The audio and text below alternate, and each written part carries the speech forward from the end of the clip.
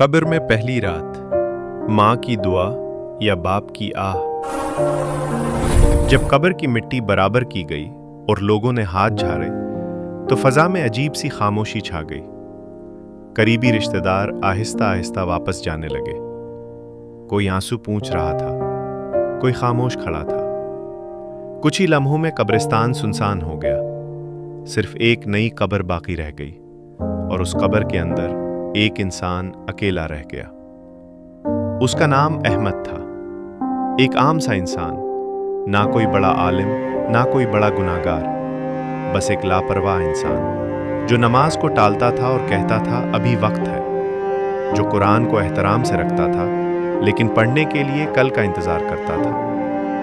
अहमद के वालिद अक्सर उसे समझाते थे, बेटा नमाज जिंदगी का सहारा है, बेटा हराम से बचो। लेकिन अहमद हंसकर बात टाल देता। अम्मी का अंदाज और था। वो फजर के वक्त आहिस्ता से जगाते, बेटा नमाज पढ़ लो। और अगर अहमद ना उठता तो वो खामोशी से उसके लिए दुआ करते।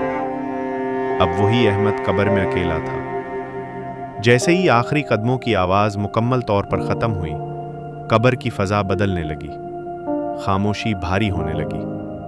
दिल पर दबाव सा आने लगा। अचानक ज़मीन हिलने लगी। कब्र तंग होने लगी। दो आवाज़ें गूंजी, मिन रब्बिका, तेरा रब कौन है, मा दीनुका, तेरा दीन क्या है। अहमद घबरा गया।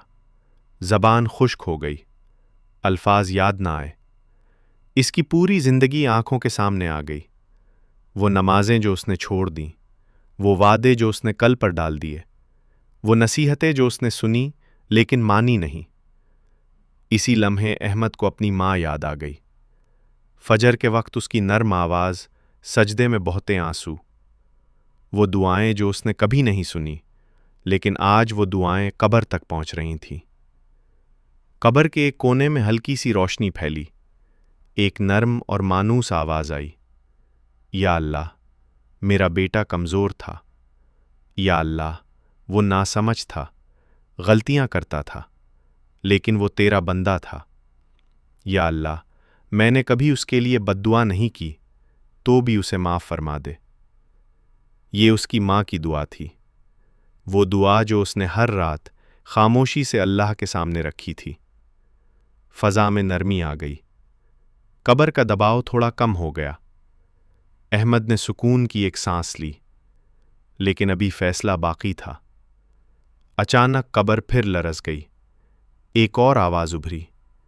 यह आवाज़ नर्म नहीं थी, यह आवाज़ दर्द से भरी हुई थी। या अल्लाह, मैंने उसे समझाया, मैंने उसे नमाज की अहमियत बताई, मैंने उसे हराम से बचने को कहा, लेकिन उसने मेरी बात ना मानी, उसने मेरा दिल दुखाया। ये उसके बाप की आह थी। वो आह जो उसने कभी ज़बान से अदा नहीं की, लेकिन दिल से निकली और अल्लाह तक पहुंच गई। अहमद कांप उठा। उसकी रूह लरज़ने लगी। वो समझ गया, ये लम्हा फैसले का लम्हा है। कब्र में खामोशी छा गई। फरिश्ते रुक गए। चंद लम्हे जो सदियों जैसे लगे। फिर ऊपर से एक आवाज़ आई, मेरी रहमत मेरे गज़ब पर गालिब है। ये सुनकर फ़ज़ा बदल गई। माँ की दुआ रहमत बन गई। बाप की आह नसीहत बन गई। कब्र कुशादा कर दी गई। अंधेरा ख़त्म होने लगा। अहमद की ज़बान खुली। उसने कांपती आवाज़ में कहा, मेरा रब अल्लाह है, मेरा दीन इस्लाम है और मेरे नबी मोहम्मद सल्लल्लाहु अलैहि वसल्लम है। फरिश्तों ने कहा, सो जा, ये रात तेरी माँ की दुआ ने आसान कर दी, लेकिन याद रख, हर किसी को ऐसी माँ नसीब नहीं होती। कब्र जन्नत के बागों में से एक बाग बन गई। हुआ खुशगवार हो गई। सुकून उतर आया। लेकिन अहमद के दिल में एक हसरत बाकी रह गई। वो सोचने लगा, काश मैंने बाप का दिल न दिखाया होता, काश मैंने नमाज को इतना हल्का ना लिया होता। ये कहानी सिर्फ अहमद की नहीं, ये हम सब की कहानी है। आज भी किसी घर में एक माँ अपने बच्चे के लिए दुआ कर रही है اور ایک باپ خاموشی سے دل میں آہیں بھر رہا ہے۔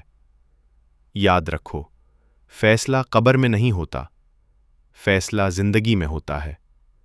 ماں کی دعا کو اپنی طاقت بنا لو، باپ کی آہ سے پہلے سنبھل جاؤ، اور نماز کو کل پر مت چھوڑو، کیونکہ قبر میں پہلی رات نہ دولت کام آئے گی نہ رشتہ دار، صرف اللہ کی رحمت اور والدین کی رضا کام آئے گی۔